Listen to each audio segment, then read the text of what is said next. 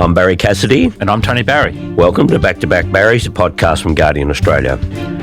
Well, John Howard said early this week that the Liberals should only ever be in coalition with one party, and that's the Nationals. And then he said they've got to work hard on policy alternatives, and they tell me they are. Not particularly convincing when they tell me they are.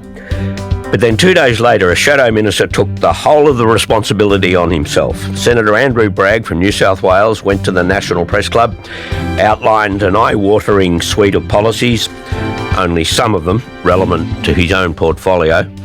Slash taxes, reform the GST, make big tech companies pay their fair share, set a lower-end target for migration, 180,000, and reduce the number of regulations around housing construction from 2,000 pages to just 80. Now, he acknowledged, Tony, that he wasn't following party processes, you reckon? But what was he trying to do here? Was he trying to put a rocket under the party? Well, Andrew Bragg is a thinker. He's got a long background in finance and policy, and he's using the platforms that he's got to put some ideas out there. James Paterson, of course, recently made a headline speech that encapsulated some of his views and opinions on different issues. What made Andrew Bragg different, and I'd argue better, was that he actually did the tough things as well. So it's one thing to sort of say we should spend more on this and we need to do this and we need to do that. He also sort of put some ideas out there about where savings can be made, what needs to be done in terms of economic levers to make some of these things possible. So I thought it was a good speech. I didn't agree with every single thing, nor would you expect anyone to. But he's putting ideas out there. And the thing that resonated the most with me was he said we need to be bold, we need to be brave. This idea that you can just do a little bit of, shape-shifting, or we can talk about, a petrol discount for 12 months, which is really just, nor here nor there. What voters want is real change, and he's tapping into that. But by doing it in the way that he did, it does kind of suggest that you could wait all day for Angus Taylor to do something similar. I'm sure that's going to be a perception in the minds of some. And then he went a bit beyond that by putting a figure on immigration that wasn't endorsed by the party. And it's not that helpful, is it, to kind of put down your own benchmark when the party's still getting its act together on that? Yeah, I suppose we had this conversation last week about Labor National Convention and how it was so stage managed and so according to script that there was only just one person, and that was Ed Husick, who, by the way, got dumped from the ministry, so he's got a bit of shit on the liver.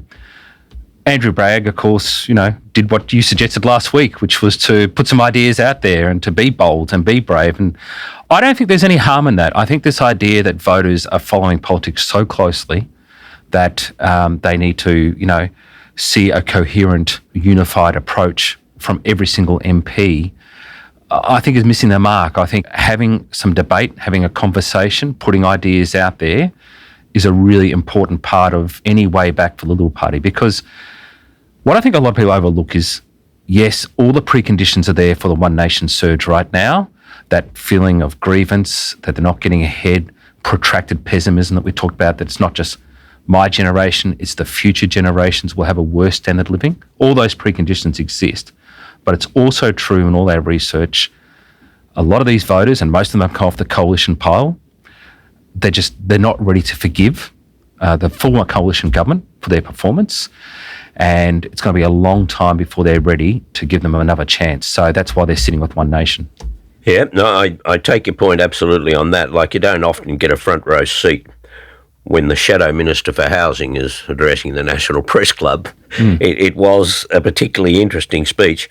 But on the housing, and some of the things that he said following up on that, when he was asked about the regulations and you're reducing, if you're going to reduce 2,000 pages to 80, then there's going to be some pretty sloppy stuff around. And the question was, are you saying that people should get used to substandard housing? And he said, yes, some people might have to. It's a bit brutal, isn't it? It's a bit like, make them eat cake. Well, it's an objective versus subjective definition there. And I think what he was referring to is that not everyone will get exactly what they want in terms of, location, geography, the sort of housing, whether it be, townhouse, apartment, so forth. But, some people will have to lower their expectations if they want to get into the property market. When the average price of a house in Sydney is $1.5 million, then it's just not real world that anyone can enter the market with 1.5 million. Yeah. He then, when he ran out of policies, he threw in a bit of politics, and he did say that he wished as a backbencher that he'd done more to counter the madness of the Morrison years. I guess coming from Andrew Bragg, that's not particularly surprising. He would have had some problems with some of what Morrison did. But then he went even further when he was asked about Angus Taylor's leadership and will he survive the year? And he said, that's a matter for the commentators. Now, that kind of answer always invites speculation if you're going to leave it to the commentators. And it was picked up. It was picked up on, there was a reference to it on 7:30 last night. Mark Riley picked it up on Channel 7 as well. Was that deliberate, do you think, or was it just the way that he deals with these issues? I'm certain it was deliberate. I don't think he's wrong. I've long been of the view that it'll be a 3-litre term. I haven't changed my opinion on that. I think Angus is struggling. The vote share is still well down. When you bring down a leader on the basis that the vote was too low and things need to change will die, but then you don't really materially improve that vote. Of course, people are going to speculate about your durability and long-term survival. I think it's around November 13 is when he will have served in that job for as long as Susan Lee. Now, part of me sort of thinks, yes, the Federal Liberal Party will tear him down mid-November, just before the Victorian state election, because that's what federal Liberals do, make it difficult for Jess Wilson to win. Will he survive, for the full term? It's hard to see that at the moment unless there's a dramatic improvement. But who would want to step up? It's a big ask now with the numbers where they are. I mean, some in the low 20s, maybe sometimes they're even in the teens.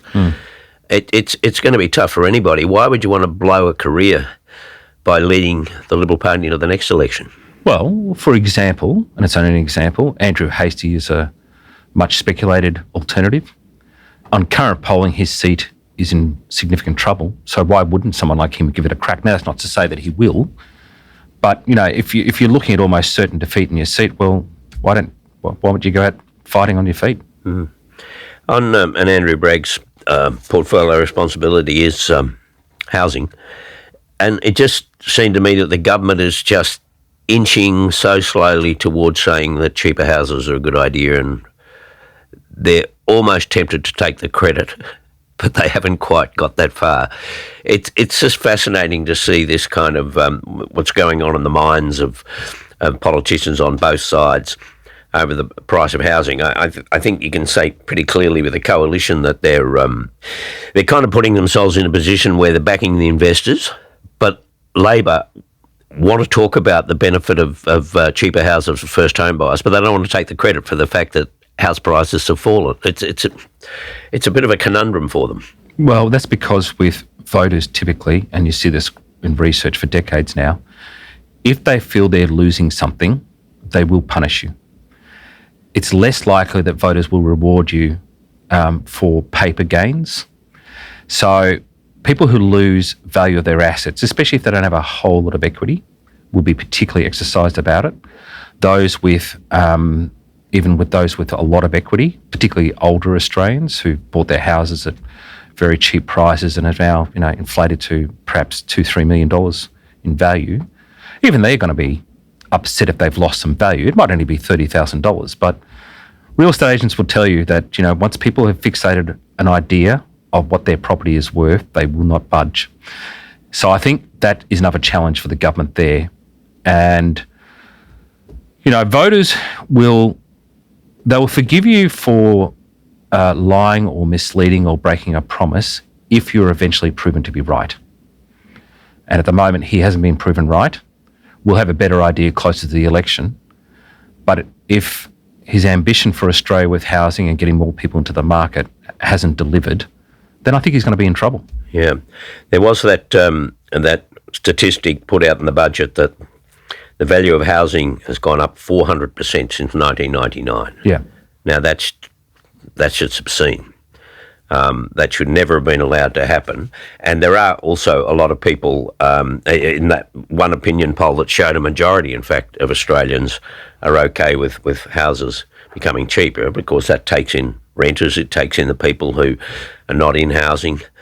It takes people, it might include people who've paid off their mortgages, and so they're not that fussed, because if they're going to switch houses, it all works out in the wash anyway. But it's just fascinating to see them squirm on the thing. You know, they just don't know which way to go in terms of house prices, and it's always been the case. And look, property values have gone up, there's no doubt about it, but of course a large part of that in most state governments, especially in Victoria, is land tax and stamp duty. And so, you know, what you don't hear governments talking about is what they can do in terms of repairing that side of the equation, which will make it cheaper. But instead, they're always talking about supply and demand, and they're very valid arguments. But there's a lot more to it than just that. Yeah. Now, we'll get on to what dominated the parliament this week, the so-called melon-gate. But before we do, what should have dominated was the gambling advertising debate. That'll be resolved eventually. But it does look as if there'll be some sort of deal done between Labor and the coalition to get this through. My suspicion is the media will then welcome that as a breakthrough and a good result, because the two major parties, they're still locked in that kind of thinking, because the two major parties have agreed on something, then they've obviously found the right place to land, which I don't agree with at all, because I think that's just the coalition will provide, they don't do this a lot, but provide Labor with a bit of political cover on this, and they'll stop well short of what they really need to do. Yeah, I think they'll find a sweet spot through sensible discussions and consensus, and that's a good thing. Yeah, I don't think they will. I think they'll squib it again. You know, like you can't advertise tobacco. Alcohol is very restricted in terms of the timing and the placement and so on. Gambling is just as dangerous. I think there's a real appetite out there in the community for kids not to be exposed to it at all, and that takes a big call. But Anthony Albanese was telling the Parliament about how wonderful the AFL and the NRL are in terms of promoting community sport, kids sport. The fact that they get $90 million from the gambling industry didn't come up. Well, TV rights is at the core of it, and one young listener suggested that why doesn't the government just say it all goes on free to air? Yeah, which would really shake things up, because suddenly the value of the product would collapse. Yeah.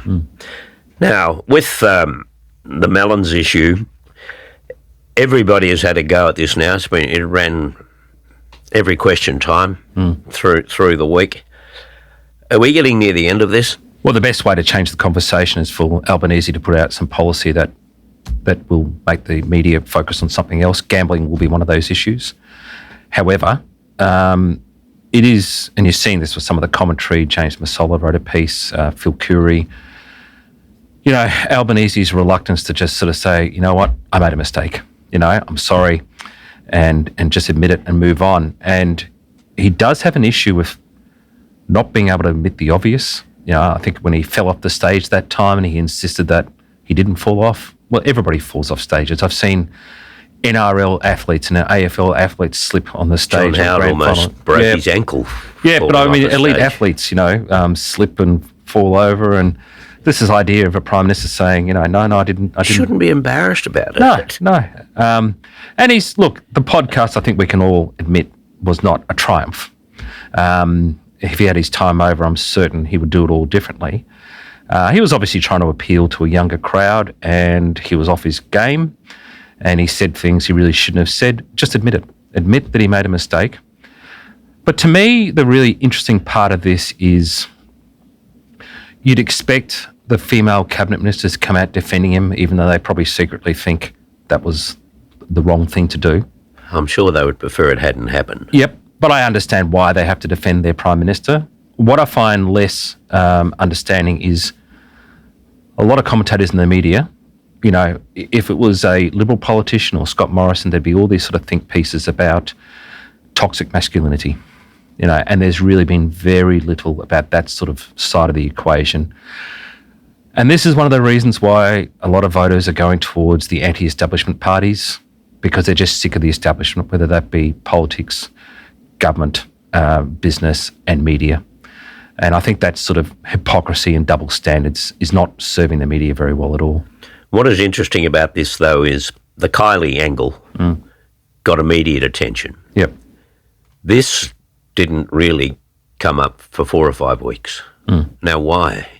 If it's so outrageous and so offensive. Well, it got kicked along because a former Japanese diplomat wrote a really hard piece about it, and he did not pull any punches, which sort of, I think, escalated it. But he certainly copped a bit of criticism a few weeks ago. But I think he has fed this through A, lack of announceables, but B, his just absolute resistance and petulance to admit, he made a mistake. The timeline has just come up on The Guardian and The Weekly Beast, and it's worth going through it because this is basically the anatomy of a beat-up. July the 6th, the podcast happened. July 27, a freelance journalist then wrote about it. The PM nobody defended, that is the Japanese Prime Minister, and that ran in the fin and the Oz, but it still didn't really get it head of steam up. And then the person you mentioned, the Japanese ambassador, on August the 10th, the podcast was July the 6th. August the 10th, he writes a piece in the Oz how Albanese portrayed the close bonds between the two countries.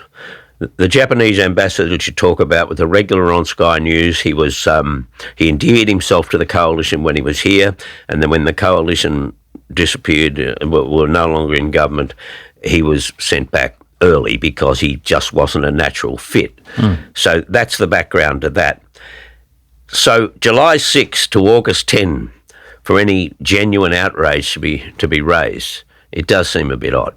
So here's my question. If it were Angus Taylor, who's not the Prime Minister, but still a very significant office holder, if he had made these comments about melons with the gesticulation and so forth, would the same sort of level of outrage or indifference apply?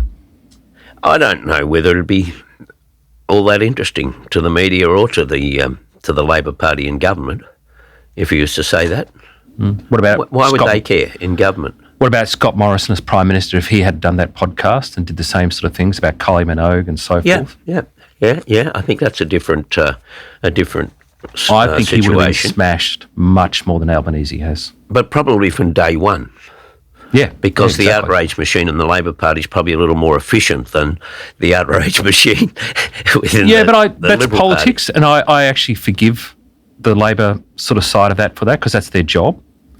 What I'm less forgiving of is the media, who are very quick to slam others for this sort of behaviour, but will then, make all these excuses for Albanese or just not write about it, which I think is outrageous. Yeah. One thing I do want to mention is the voluntary assisted dying legislation that Kate Chaney was trying to sort out through telehealth. The fact is that it exists to most of the country, and what she was trying to deal with was an anomaly where people in isolated parts of the country don't have access to the GPs, and so they need the telehealth. And she wasn't able to get this through, even though people are going to suffer terribly in their final weeks and days in their lives in those areas, and they can't access the same assistance that others get. The interesting thing about this was the Labor conference supported this, and the government balked and wouldn't support it. I really do think, again, it shows that the level of, I think, conservatism on some of these issues that is there within the Labor Party. They almost talk it as a virtue, actually, that they want to put these kind of social issues behind them. They're not that interested in them. But I think this was one that really needed to be dealt with a bit more sensitivity than just making a political judgment around it or a religious judgment. I'm not even sure it's a religious judgment for many. I think it's that conservatism in terms of, where will this lead to? It's a really tough subject. I mean, I'm personally resistant to voluntary assisted dying, but also I haven't had to live through a loved one suffering enormously either. So I'm very mindful. I might have a totally different view if I had to experience that. However, I do know in Victoria it was passed here, and their original projections for how many people would use it have been way under what it was. Now, that's not a bad thing, but it's an example of where your expectations of how it will play out and future projections are not always matched with reality. Obviously, those people that have used it needed to use it, and I don't begrudge that. But it's an example, though, of unintended consequences. Where does this go? And so I think, as legislators, you're always a bit cautious of, you only need to look at elder abuse, financial elder abuse, and how bad that is in Australia at the moment. And we get it in focus groups. Now, that's a different category to voluntary assisted dying, but there are some synergies there. And I think as a legislator, if I was a legislator, I'd be looking at those things and wanting some confidence about safeguards and mechanisms. But the point is that wasn't the debate. That wasn't the debate this time around. Voluntary assisted dying is there, it exists, and they wanted to see to it that people in isolated areas got the same access to it as everybody else. So that debate's been had. This was just about that aspect of it. But I think the argument there is, and this is a tough subject, but it's the slippery slope. Why didn't they legislate this in the first place? Very serious legislation. You expect your bureaucrats and your decision makers in the government to get it right. They now want to go back and make some amendments to include telehealth. And yes, there are strong. I think it was on 7:30 report, they had a flying doctor who travels around the regions, and he said, sometimes I don't get there quick enough, and so they suffer in the last 2 weeks, and their loved ones have to watch it.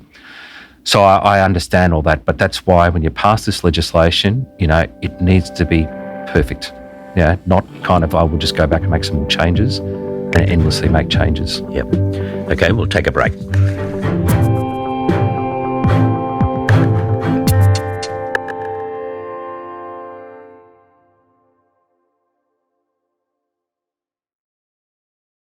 Okay, I want to go to emails. There are a couple of references, Tony, to your worker-led utopia after your vigorous support of a leading trade unionist, which I think really impressed a lot of people, and they've placed you in a different category as a result of that.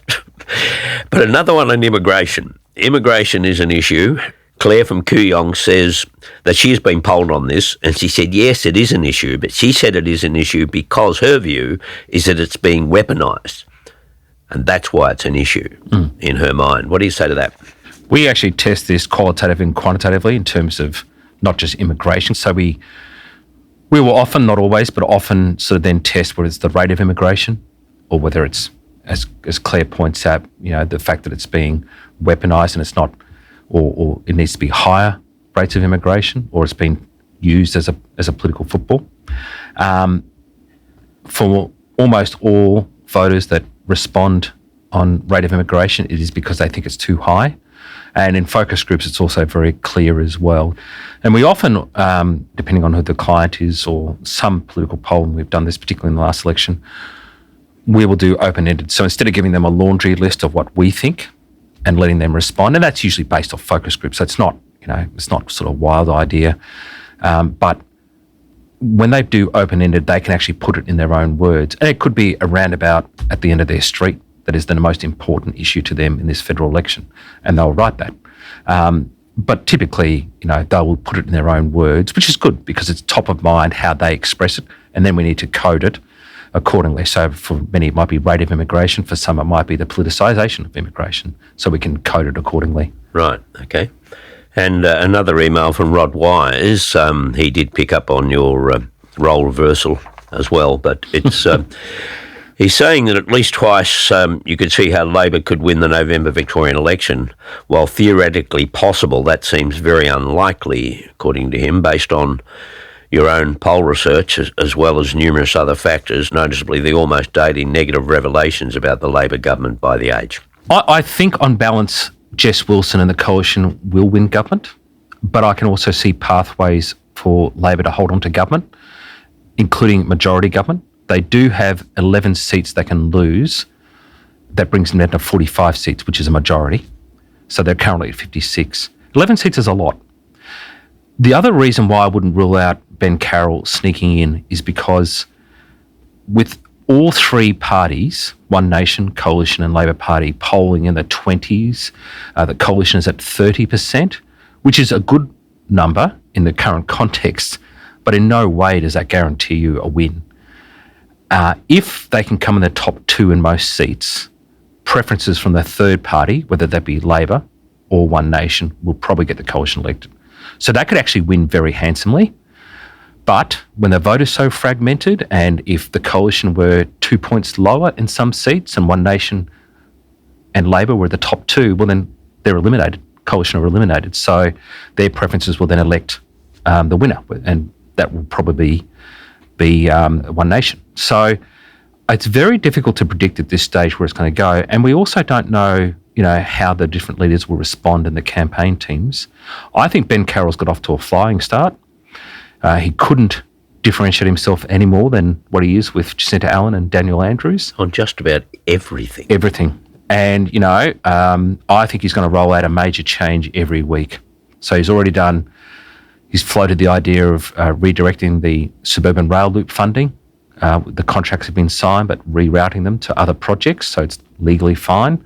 We've done with consent with the construction companies. They won't mind as long as they get their money.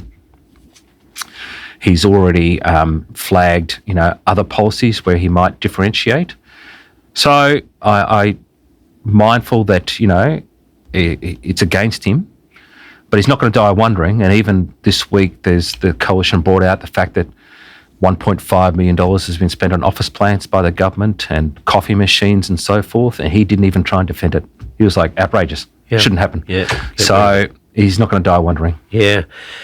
We've spoken about the inquiries and that Labor has had to deal with in Victoria, but ICAC in New South Wales is still bowling along, and we got some evidence this week from Angus Taylor, or certainly from his staff, that there's a bit of pressure around that, and that's because these inquiries have a life of their own. You just don't know where they're going to finish up.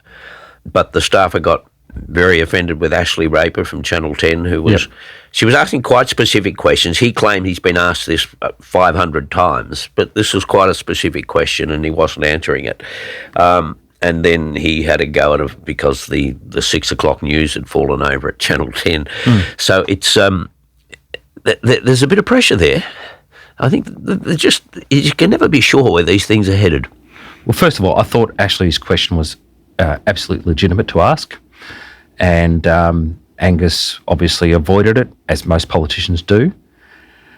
I wouldn't rush to criticise a press secretary for going up to a journalist and correcting them. I may have done that once or twice before, including with Channel 10 itself. I did text last night a former press secretary to a Labor Prime Minister who's a good friend, and he and I both admitted to each other that we had done much, much worse in our time. So I thought it was a bit of a beat up on this guy.